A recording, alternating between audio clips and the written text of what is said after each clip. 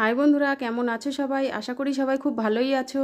তা আমি আজকে বানাবো রুই মাছের কালিয়া।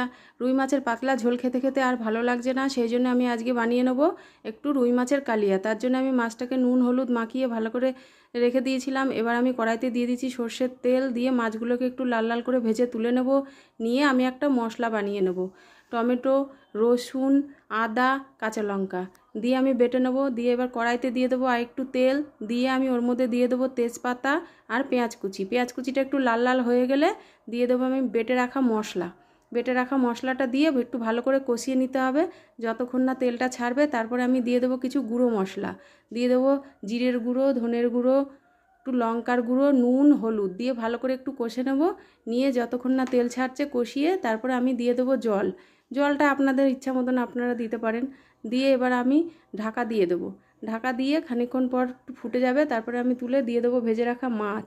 ভেজে রাখা মাছটা দিয়ে খানিকক্ষণ পর আমি আবার ঢাকা খুলে একটু নাড়াচাড়া করে দিয়ে দেবো গরম মশলা। গরম মশলা দিয়ে আর একটুখানি ঢাকা দিয়ে আমি মাছটা নামিয়ে নেব। এখানেই রেডি। কিন্তু খেতে খুব দারুণ হয়, খুব টেস্ট হয়।